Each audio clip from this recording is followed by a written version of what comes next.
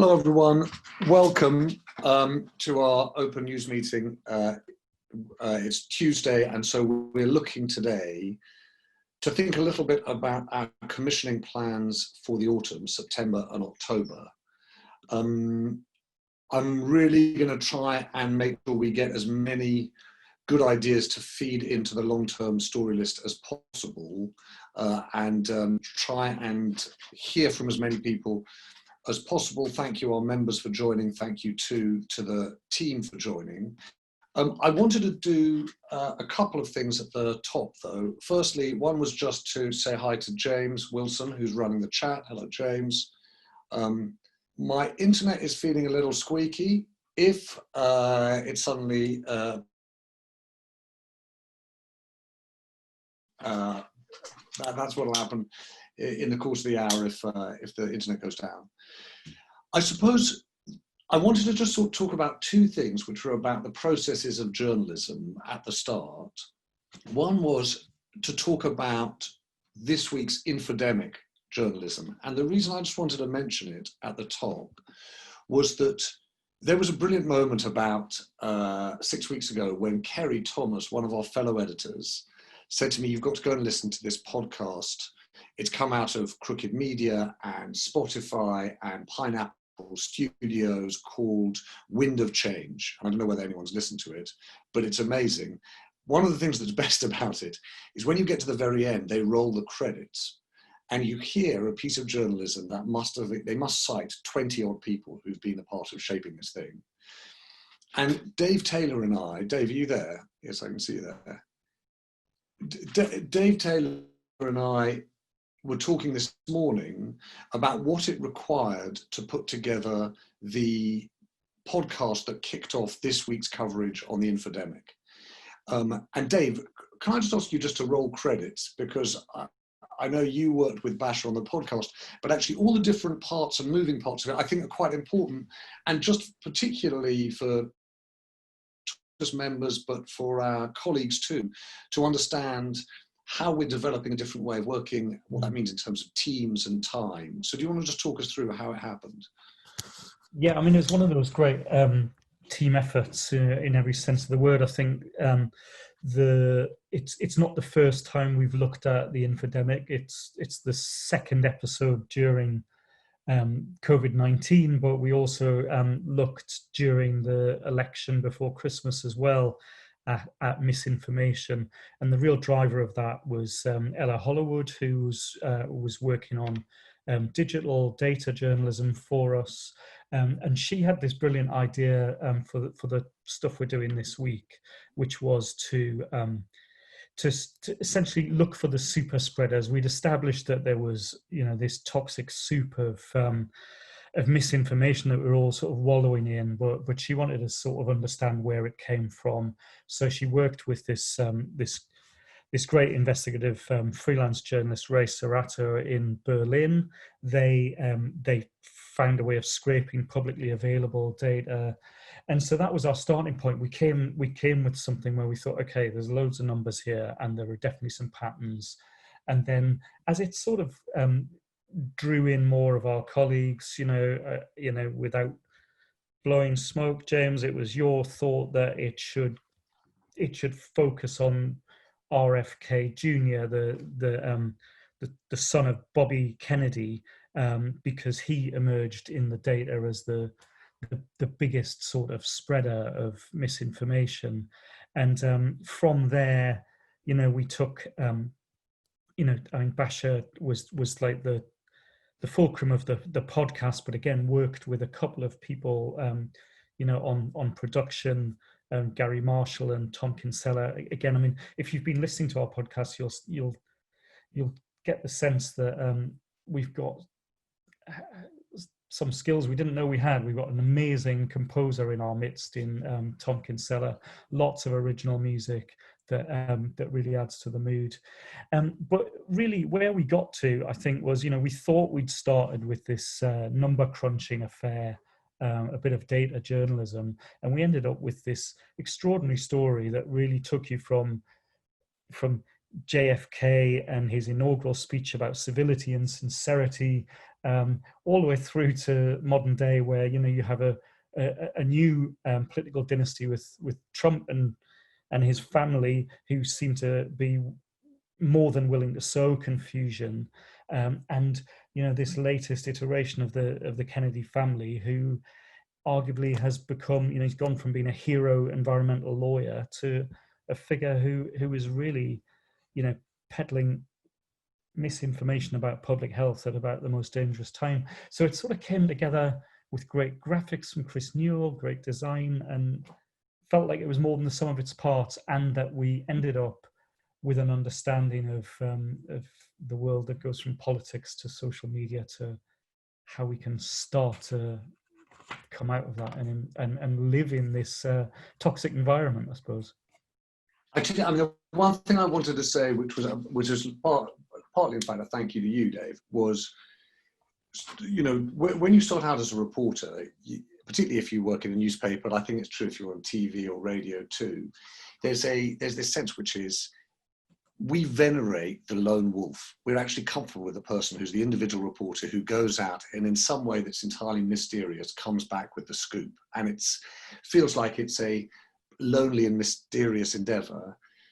Here, what I feel like we're beginning to develop is a kind of journalism where lots and lots of different people contribute to something that doesn't necessarily build up, but that gets distilled into something more meaningful. And someone said to me once, that there was a sort of theory about development. One is that, you can grow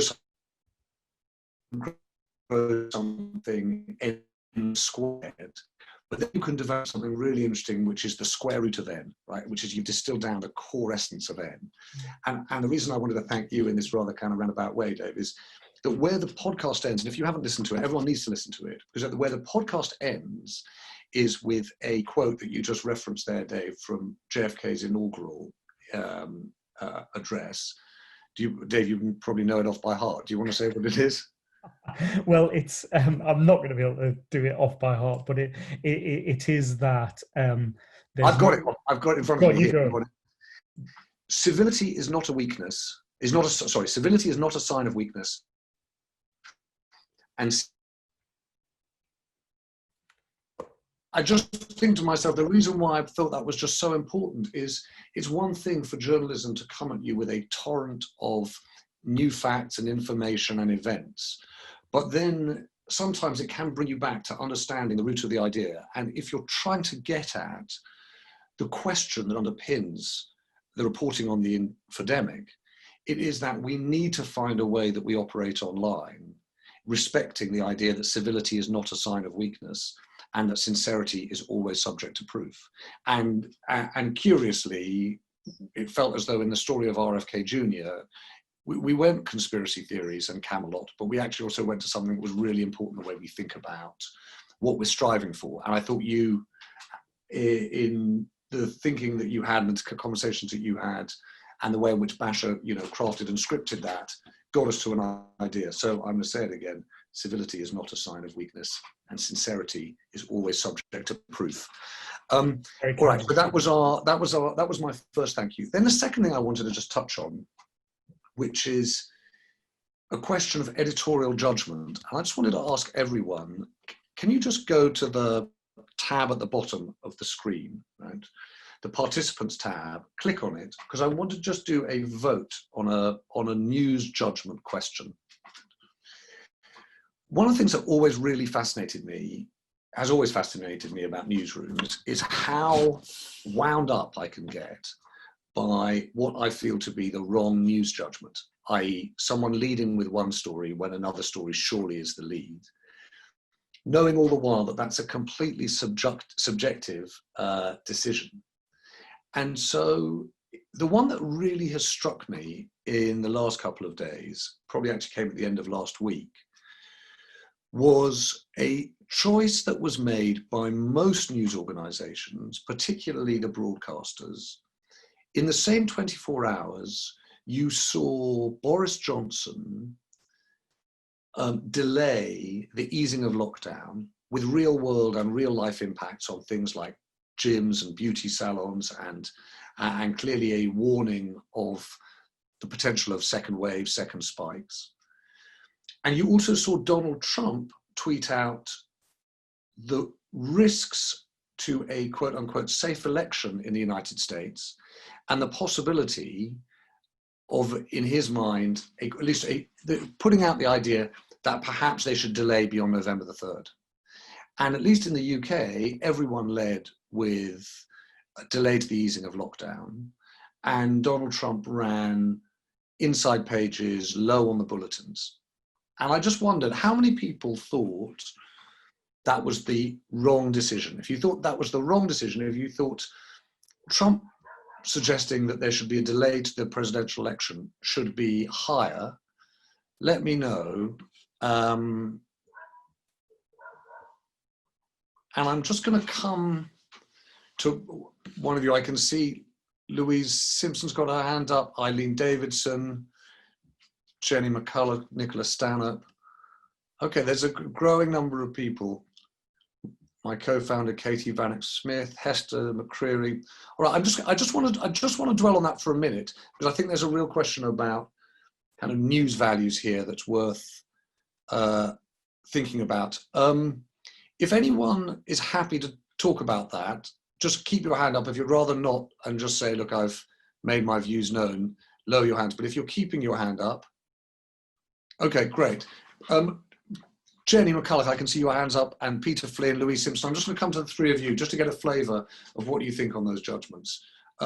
Jenny, why don't you go first if you're there? Hello. Hi.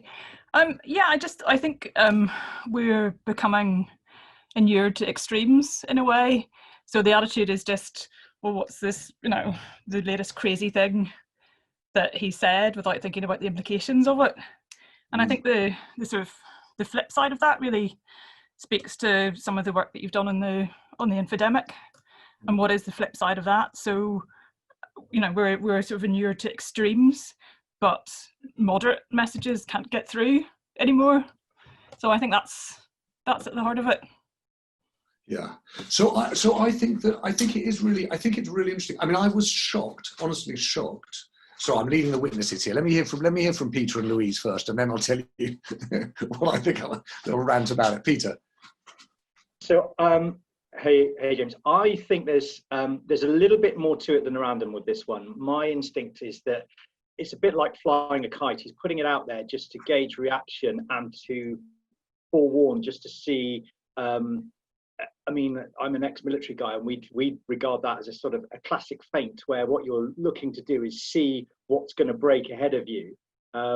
So maybe I'm being cynical, but which is why I raised my hand as well. I thought it was a far bigger story, because basically a man who's seen the polls, and I think it was in a previous thinking or some of your journalism where it was sort of by May, June, those figures in every other one where it's been a second term, the figures have stayed from the May, June period. So I think he sees what's happening in the polls, and now he's hinting at, I may not accept whatever the result is, or I will try and invalidate the election, or I will try and kick it further down the road.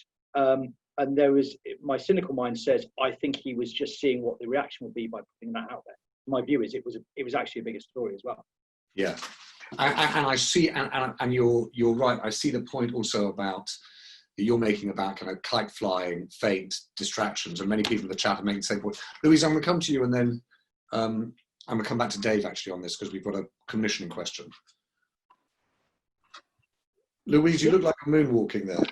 I'm sorry. It's run out of charge. That's all. So it's on sideways. No, I think that the Trump story is colossal, and until he's lost and out of the White House, we really all have to really, really worry in global terms. And really, quite frankly, Johnson extending or not extending travel restrictions is really a pathetic non-story.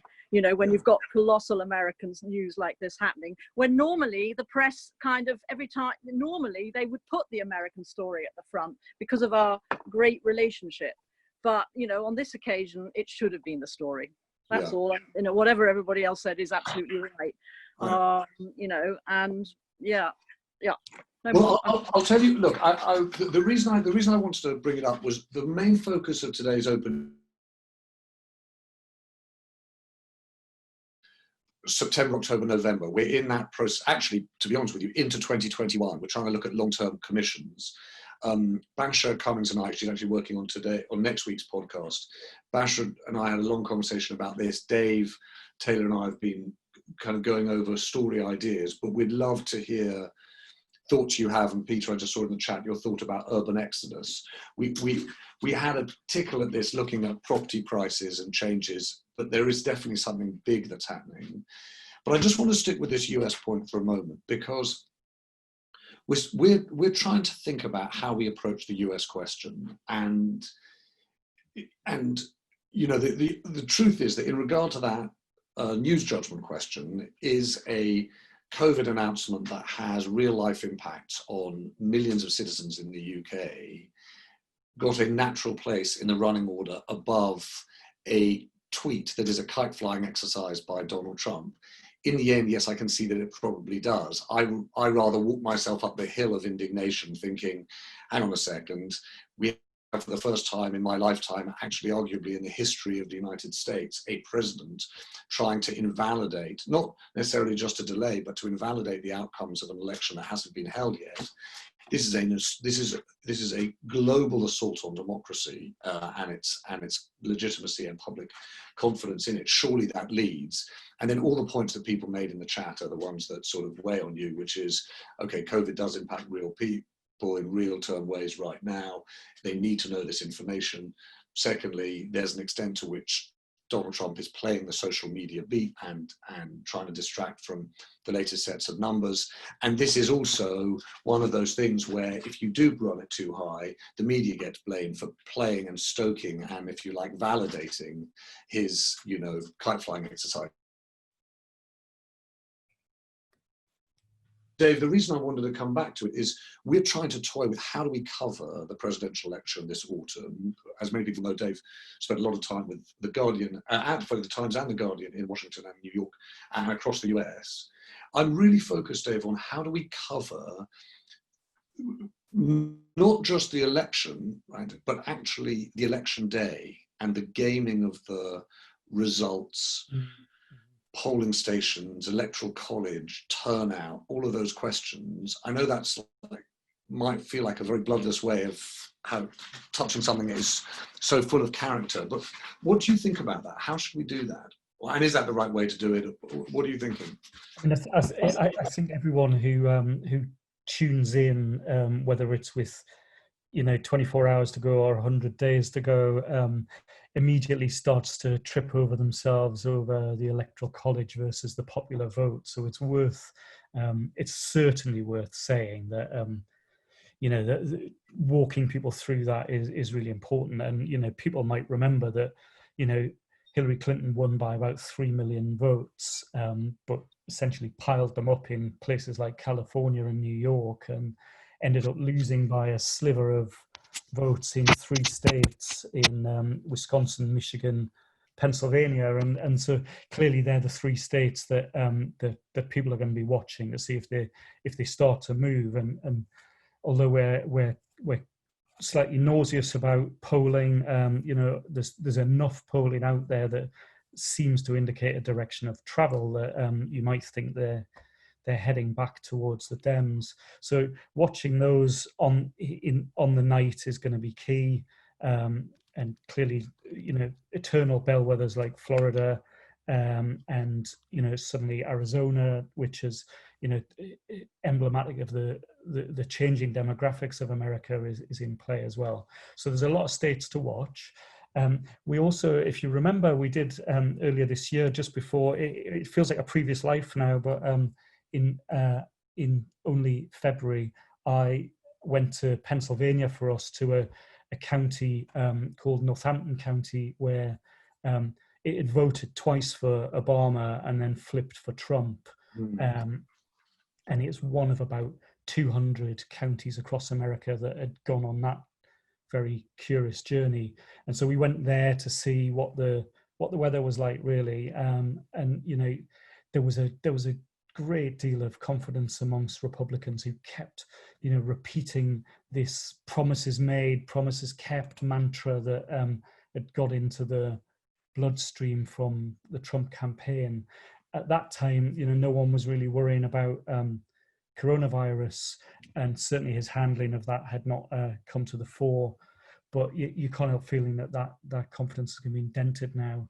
So it would be open to us to either like physically or virtually go back to a place like Northampton County. If that flips back to the Dems, then that's definitely an indicator of where it's going.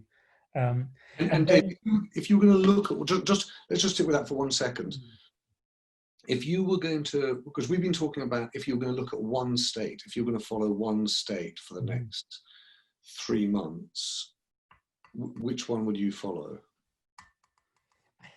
I mean, I'm going to cheat slightly because I know that you I know that you're into Florida, and there's a lot going on there. It's a state that you can see, like in Miami, the vote goes towards the Democratic Party. In the north around Orlando, it's much more sort of Republican heartland, and how it slices is going to be interesting. And it didn't seem very long ago that gun control seemed like it was going to be the decisive issue in that state, and we don't talk about that anymore. That was so, it feels so much in the rearview mirror, the Parkland school shooting. So Florida is definitely interesting. I'm personally more interested in the 3 that won it for him last time. So I think you could go Wisconsin, Michigan, or Pennsylvania.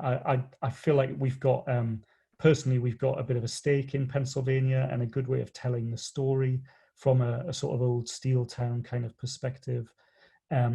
That being said, someone was just flagging to me that Kanye West's trying to get on the ballot in Wisconsin this week, and if he plays the role of Jill Stein this time round and takes enough votes away from Biden to deliver a state like that to Trump, then where will we be? So that could be fascinating too.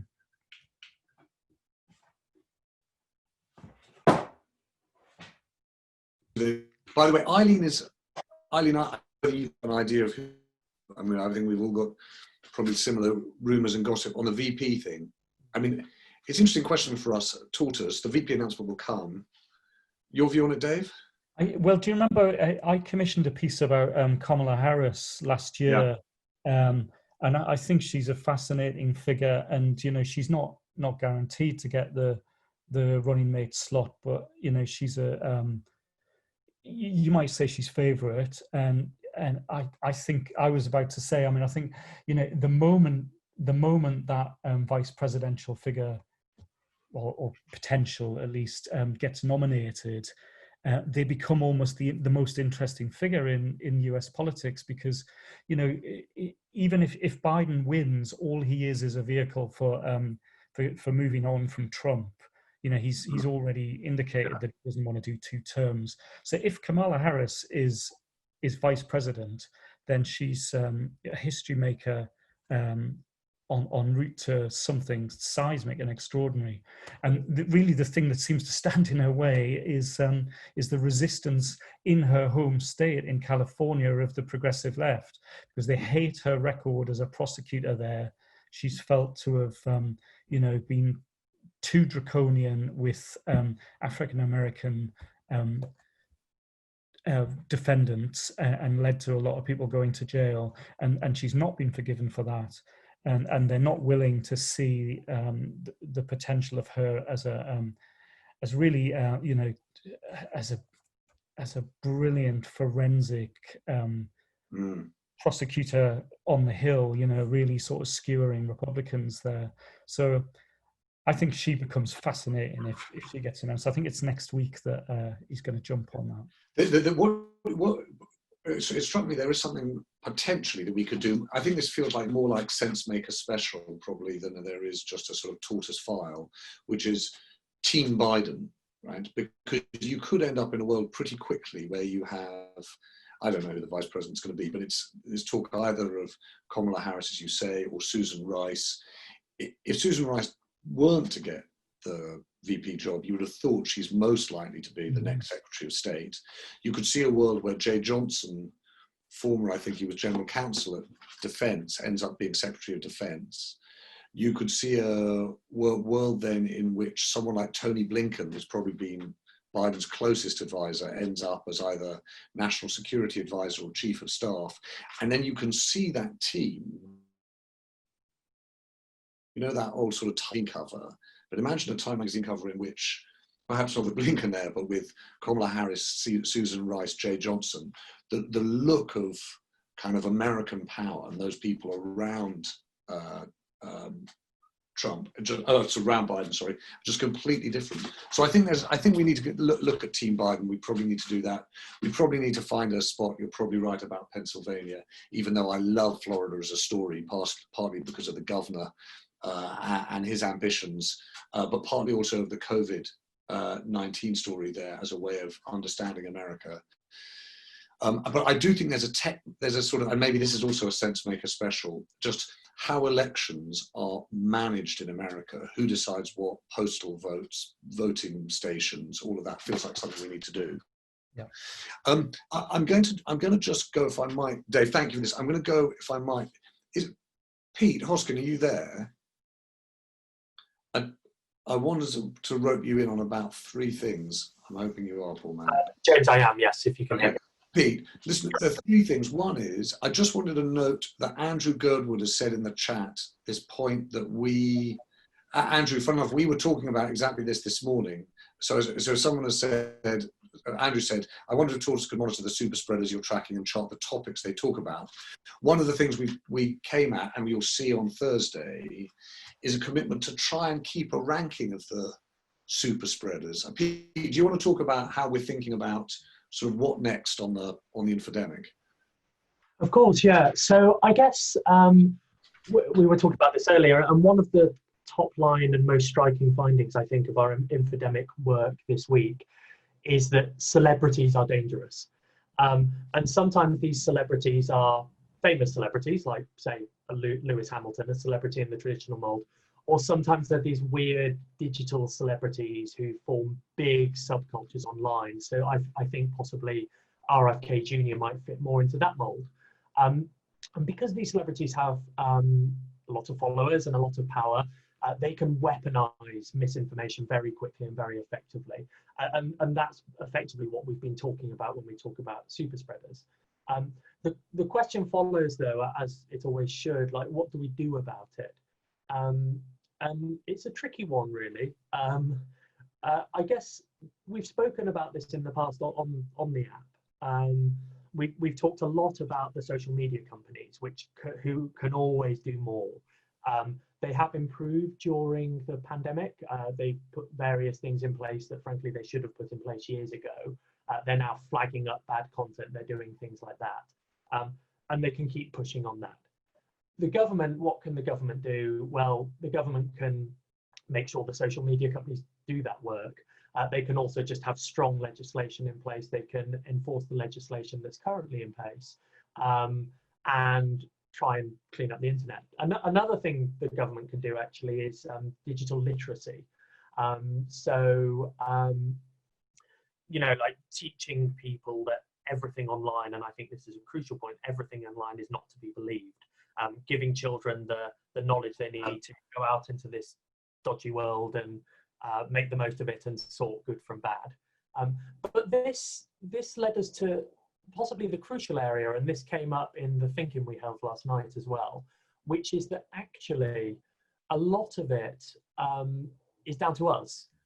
So we were very taken. One of the people in the thinking last night raised Wikipedia as a model. And I think Wikipedia is really interesting because back in not even the early days of the internet, let's say about 8 years ago, Wikipedia was almost a joke. It was the gold standard for rubbishness, where you'd say, oh, of course you can't trust things on Wikipedia.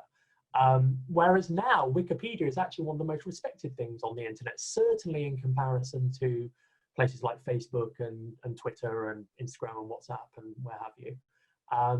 So how did they achieve that? I mean, partially it's because they've incentivized good work. They've incentivized, to go back to the words we were talking about earlier, sincerity, integrity, things like that.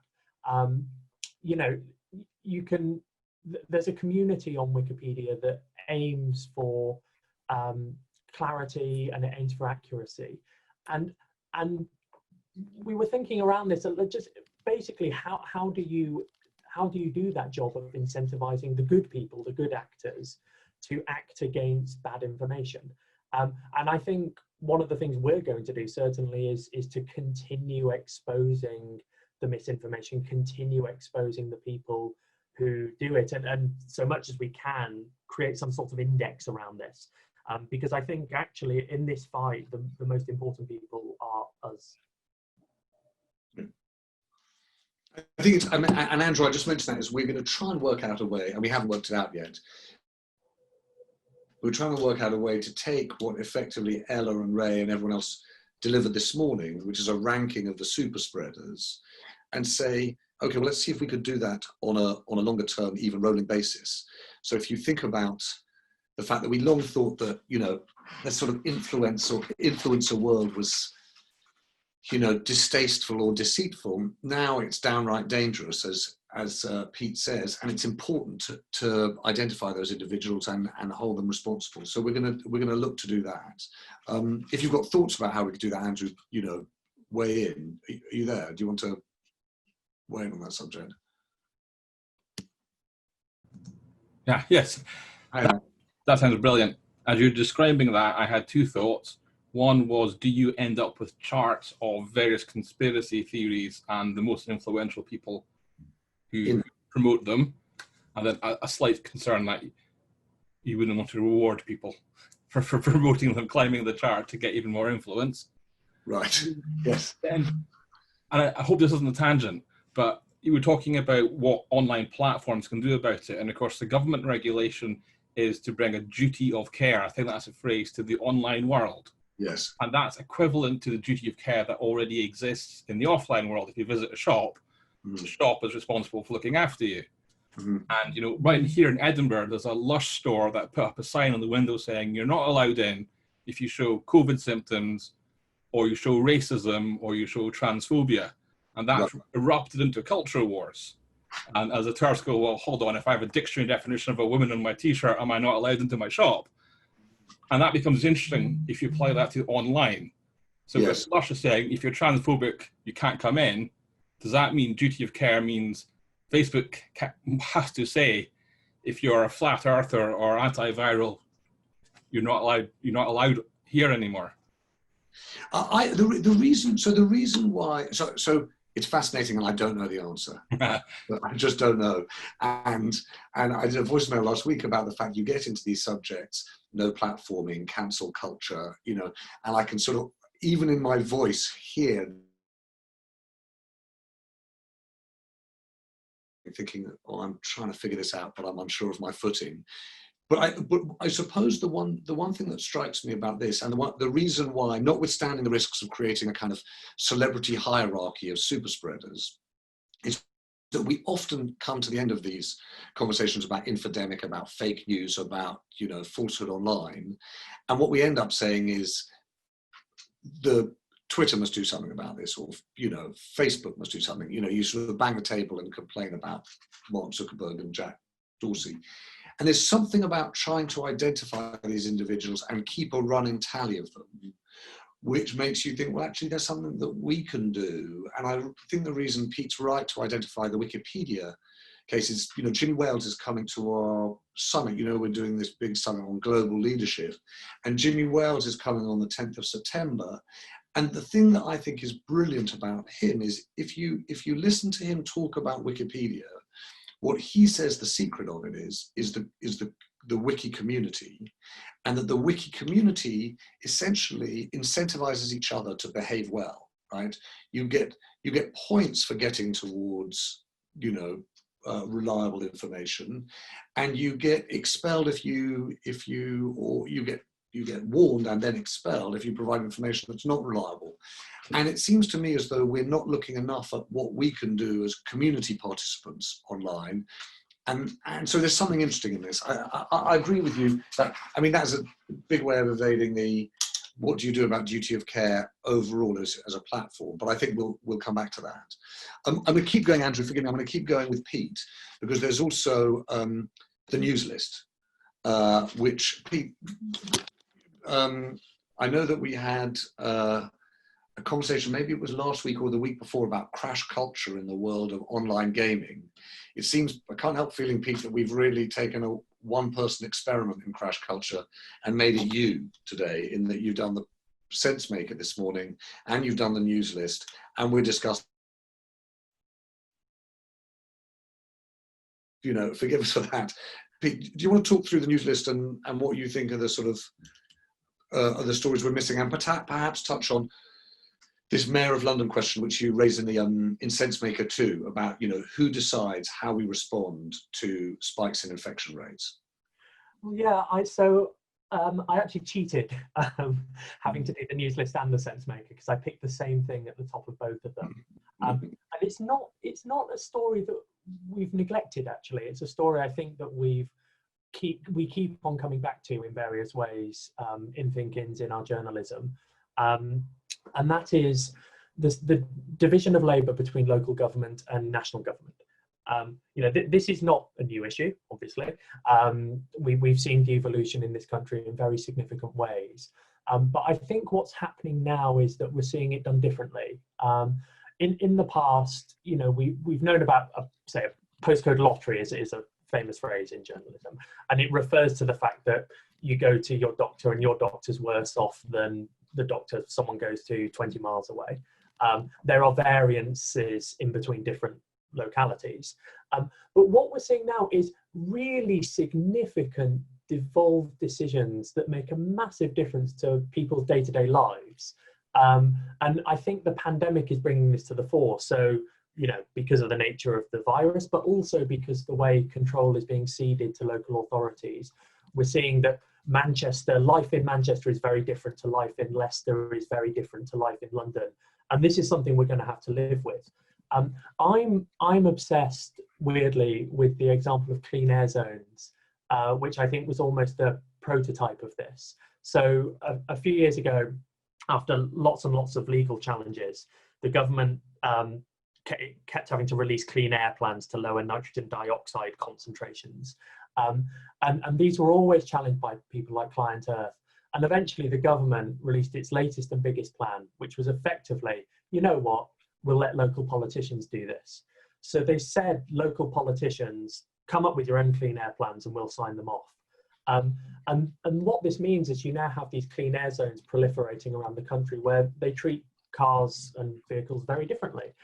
So it could be the case now that you know, you drive a van from Bath to Bristol next year and you'll have to pay something in one of the cities and you won't be able to go so far in the other city. Your van will be treated differently. Ditto for Leeds, ditto for Glasgow, ditto for Cardiff. The country is being cut up in very, very different ways. And, you know, this is the nature of devolution, fundamental devolution, but it's something that we're going to have to grapple with more and more, having a patchwork politics, I think, as we, sorry, James. But isn't the case, Pete, you see, I think this is really interesting, and I think it's really interesting for practical reasons and political ones. The practical one is, as we've seen, you know, in Leicester, as we're seeing, I did one of our regular calls we do with the CBI, Tortoise has partnered with the CBI, and I interviewed Andy Burnham, the Mayor of Greater Manchester, the week before last. He then was already getting really worried about what was happening, not across the whole of Greater Manchester, but particularly in areas like Oldham, and was really worried about test and trace, partly because in places like Oldham, you weren't seeing test and trace contacting 80%, you're seeing them getting through to 50% of people, partly because they're language issues, but partly too because there were lots of people on lower paid, more precarious contracts, and they didn't want to quit work and find themselves taking home £96 a week in statutory sick pay. And the thing that really struck me there was there is a very practical lesson here, which is that Andy Burnham and the team in Greater Manchester know the detail of the communities within Greater Manchester way better than anyone is going to in Westminster. He actually has this point, which is that when you're in Westminster, life is about party, and when you're in local or regional government, life is about place, a much more unifying force than party. But the thing that struck me there was there's a political point too, which is, if you like, there's a lot of, whichever way you look at it, there are a lot of people who consider themselves to be progressive or forward thinking or liberal or internationalist or whatever, and they endlessly get, if you like, outflanked on the right by people trying to bring government to a greater national level, hence, you know, take back control. And the politics of devolution actually could play in such a way that you're outflanking that Brexiteer world. You're saying, actually, we see a vision of government in Britain that is much more local, much more regionalised. And I think there is something that has to be digested about COVID-19, which is we need government much, much closer at hand, a sort of government that's answerable to us and, you know, that responds to things that are happening on the ground within 50 miles of your home. I'm sorry, I'm sort of warbling on about it, Pete, but it feels to me as though your Sadiq versus Boris argument is actually fundamentally about the patchwork of government in the UK. Yeah, I mean, I would say two things. I would say that you're right in two respects. One is that I think greater localization is a good thing.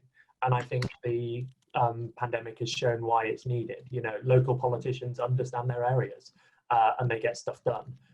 So I don't think it's at all a bad thing. But I also think you're right in setting it. You say it's almost a response to the sort of Brexit, internationalist, going bigger kind of politics we often see. And that's right too. You know, what it is a clash. We are going to have a clash between the Andy Burnhams of this world, and we're going to have a clash between the Boris Johnsons of this world, because central government, I think this is what we saw with the wargaming that we heard about over the weekend, where Boris Johnson's government has wargamed the idea of quarantining London within the M25, and Sadiq Khan was not happy with this. You know, central government will always, under our current political structures and culture, it will always want to have a say. It will always want to get involved. You know, you're right, local government is about place, but national politics is about party. If you've got a Conservative national government and they don't like what the Labour mayor of Manchester is doing, they'll weaponise it, they'll turn it into a campaign. Whereas to really, really go all the way, we all need to have this kind of cooler, more laissez-faire attitude, I guess, towards local politics, which is that, of course, there's going to be differences, and you know, we can't exploit those. Really, it's how politics is and should be. Okay, James Wilson, where are you? I'm going to just rope you in here for a minute to share this for 2 seconds for a simple reason. I have a dog, Scout. She's lovely. I've fallen in love with her, but she's barking like crazy and going bananas. So I'm just going to let her out and I'm going to come back here. James, will you start gathering story ideas for the autumn? I'll be back in 90 seconds. Absolutely. Hello, everyone. I haven't done this before, so do bear with me. One story idea I've seen in the chat is the idea of, I think it was Andrew who said it, but I'm scrolling up now frantically, to basically monitor fake news and the infodemic as it relates to elections leading up to the US election. I believe that was Andrew Girdwood who said that. Can we come to you, Andrew? Sure. Cool. And yeah, talk us through your idea. So I was trying to work out in my head how you'd slow news and a breaking news story like an election. And since you already have the API and those accounts under scrutiny, is there a news story by saying how the super spreaders, the misinformation providers, we talked about how they had an ecology and they seemed to work together, whether they coalesced around certain trends as and if news subjects became popular during the election or not? Thanks very much. I believe our host is now back. And is happy to take over. You're lucky I didn't stop making myself a slice of toast. But thank you very much. I'm really sorry. I'm really embarrassed. Just to let you know, I never imagined I'd become a dog person. In fact, it was sort of foisted upon me, and I'm this cliche now of someone who is more attuned, and when she's whining and whining away there, I'm too upset to concentrate. So it's pathetic. I apologise. There you are. I can see Louise Simpson's actually laughing at me. Well, thank you. You join the family. You're part of it. Umar Hassan's got Umar, you've got your hand up. Bring us back to the real world. Well, where do you begin, James? Because I think one of the things I've been reading in the news list today, and this, I know it goes back to the Boris and Sadiq Khan thing about London lockdowns. What I've been reading recently is sort of, there seems to be this sort of trend in local government where decisions are being made without actual scrutiny and accountability of the policy.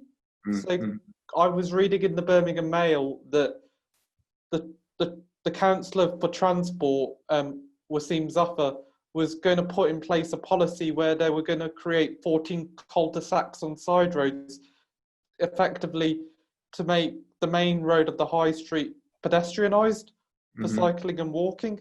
And that's being done without it being done with proper scrutiny and accountability by other members of local government, by councillors, which is in turn creating a concertina effect where businesses and residents are confused about what's actually going on, because what's happened with COVID is it's actually given an excuse for local government to push in policies without being scrutinised and questioned in some way.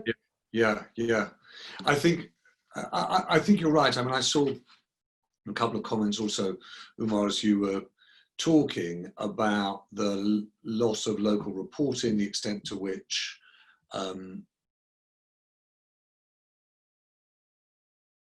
government communicates upon the way it's understood. So I think there is something there. The difficulty we're finding is trying to work out, where do you land an idea that is worth debating? So do we do those in SenseMaker? Do we commit a SenseMaker special to look at that in depth? And I think something around this devolution, there's this devolution white paper that's due in the autumn. Is that a way of handling it? And then how do you step back and do what we tried to do with the infodemic that took us to Robert Kennedy Jr., which is say, okay, we've got a subject here. Where's the story? How do you distill it into something that is a meaningful story? And that's what we're trying to get at. In that spirit, can I just ask, anyone who's got things that they want us to look at, or they think would be a good idea to look at, please do give us some marching orders to give you a sense of some of the things we're trying to work at. Fun enough, Andrew, your point earlier on, the sort of the lush question, right? Safety, culture, free speech, different forms of phobia. The new generation of the what people call culture wars, others would call civil rights movements. I thought David Olusoga in our Thinking 10 days ago had a phrase that really, really rang home for me, which was a change of consciousness. We're looking at how we do that in a story form that gets to that subject. As you may be aware, we held a Thinking a few weeks ago on the future of history. That's coming up next week. We're looking at that in much greater depth. So we're touching some of that quite profoundly. I see Sam Houston. Hello, Sam. I would love to just understand a little better about what you mean on this idea of the Silicon Valley, the making the world a better place versus neoliberalism. Are you there, Sam, or have you written and run? No, you're there. Hello, how are you? You've caught me at the coalface. London, where you're sitting. I'm sitting in London, in Chiswick. Is it? How empty, how back to life? What's your read on it? Well, I was on last week talking about this. Pretty slow for us. I mean, there's certainly people around in London, and there are people now, I think, who've responded to the new sort of eat out incentives that have come in. But certainly in central London, activity is still very, very low. Right. I mean, in our street, we were back in the office this last week, I was really struck, Sam, by the number of shops, not that were closed, but had shut down, had ripped their... Yeah, incredible stuff, yeah. Oh, yeah. It's really grim. Anyway, tell me, so what's your idea? The idea is that we should look at companies trying to do better versus sort of the neoliberal Silicon Valley type. Yeah, this is not a new story, but it is an ongoing thing, and I think it still matters in terms of inequality and kind of real wage growth. Over a long period of time, we saw those terrible real wage growth figures. I think it was last year.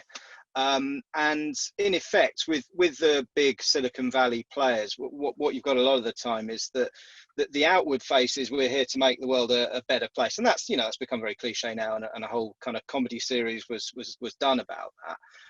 But it is still true that a lot of those firms are kind of actively involved in sort of.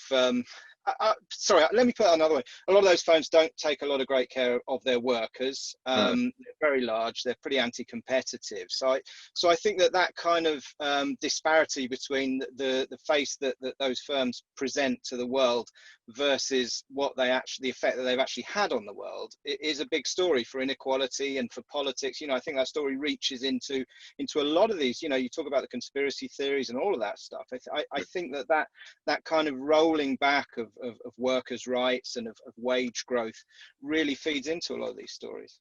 Yeah, I mean, I remember I don't know whether you remember reading, it must have been about quite a while ago, like 6-7 years ago, there was an amazing New Yorker piece which was about specifically Google workers and this sort of weird world of San Francisco poverty, Google, plutocrats, but also the kind of lifestyle issues around that.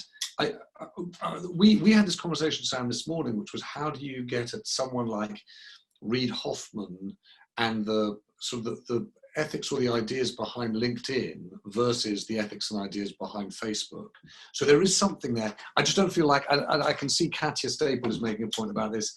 I'm not sure we found the story, if you like, that figures out how you tell that. And who've been contributors from the West Coast. And I suppose it's finding that, isn't it, a company that embodies that argument without being one that's just virtue signaling. So we'll put that on the list and come back to it if we may. Thank you for joining us. And I hope London is at least for you, Sam, is busy. I wanted to just touch on something else, which is, hang on a second, where is this? Paul Cottrell. Can I just come to you about this idea? Because this idea about, hello there, how are you, by the way? You're right, James. Yeah, I'm good. So you're talking about, we were talking about this about 2 months ago, this question of testing the sewage for what's the idea for levels of coronavirus? I'm not that sure of the science of it, but basically you test for the RNA levels. It's, people are ill, poo virus out, and you can test the RNA levels in the sewage, and it gives, because it's sewage, it's local, and you can get pretty good early detection on likely spikes in your local area. It's been going on, technology's come out of the States initially, but it's all over the place. It's been used in Spain, Finland, Germany, and nothing here. It was reported in the Financial Times start of May. Yeah. So I went, because I'm a bit of a geek, I went back to the original research papers coming out of National something for infectious health in the States, and it all seemed to stack up. So I started asking questions to the daily press conference, but I never got a shout. And I honestly don't know why it's not been picked up by anybody. I've emailed it to Independent Say, see what they think, and I just think it seems to have sort of been beyond people's ken that it might be handy. Well, I'll tell you what we'll do. I'll definitely find out, because Matt age group. So we'll put it to Matt and see what they'll find on it. My colleague Mary Mills raised this. I think it was she was the one who was saying, hang on a second, there are these stories going around that you were identifying higher levels than people said, and also there was a story. Did you read that it was being identified in the sewage earlier than people said? Yeah, that may well be a data error or a contamination error. the 2019 one, but still, it's been around ages. Yeah. So we had that exactly, and we looked into it thinking, aha, there was a story there, and it didn't stack up. That's what I was going to say. It didn't stand up, but we will definitely we'll definitely look at that. In the last couple of minutes, I just wanted to go back, if I could, to check if there was anyone else who felt as though there was something that we particularly wanted to cover. I'm just taking a read of Claire O'Shea's suggestion. Inequality. Who is, by the way, someone has written in, it is intriguing as iPhone. Well, iPhone, will you just sort of tell us who you are? I don't know whether or not iPhone we're able to see you. Are you there? No, okay. Well, I'm only mentioning because oh, there you are, hello. I can't hear you. I'm sorry that I can't hear you. Albie, could you know? Yes, there you are. You're there. Hello. Hello. Hello. How nice to see you. I can't see you, but anyway, there we go. I was banging on about inequality and inequity and saying that Bill Gates, Bill and Melinda Gates Foundation, and their role in the UN-sponsored Better Than Cash Alliance seems to be playing a role in how the world is being run, which even influences the UN. And nobody seems to be looking at this. And the issue there is what it says on the tin. They're trying to get rid of cash. And of course, the usual suspects are behind it. And privatizing money in this way is not very helpful for the world. That was my point. But isn't it, sorry, can I just check? Is there, I don't know about it. Is Better Than Cash an argument about whether or not you should give, it's about Better Than Cash, about removing cash from the financial system, about everything going to digital. Is that what that's about? Yeah, it's about the move to the cashless society and the so-called war on cash. It's not running by accident. It's not being run by MasterCard, although they would love it to happen. It's being run by unelected people who, have made their money well or not well, depending on your point of view, through Silicon Valley, and now channeling it through foundations, paying even less tax on it, and telling us how the world should be run, and this worries me. And the worry is the privacy issues, and that it's regressive, and that it's good for people with more money and less good for people with less money. Many issues to do with multiplier effects and local economies. Half the world doesn't make a digital payment, cannot make them. Right. So the whole image of London, Rome, and Los Angeles is not the one that works for most of the rest of the world. Therefore, it's inequitable before you begin to see what the pernicious effects of it are. Yeah, I think so. So we have. So listen, that's such a. I really appreciate it because Katie, my co-founder, said ages ago we should do a big season theme on the future of money, which we then. I think we probably, like so many things, was derailed by the coronavirus. At the same time, we also looked at and had a guy called Hugh Van Steenis, who worked with the governor of the Bank of England on a report on the digitization of finance, and also forecast levels of cashlessness in the society and how that was going to impact. And we promised we'd come back to that. So I'm sorry, I don't know your name. Oh, I can't hear you for some reason. James. James. Is it James too? Yes, I'm another James, Shepherd Barron. Hello, James. So, well, listen, James, we will take you up on that because I think it's something we really will come back to and have a proper think about the future of money. Oh, good. I really appreciate it. Listen, thank you to everyone for joining. We've got, I hope, a sort of seriously interesting week this week in that some of the subjects we touched on before we're actually beginning to look at in greater depth in the thinking. Tomorrow night, Dave Taylor, my colleague, is looking specifically at this question about the case against prisons, decarceration.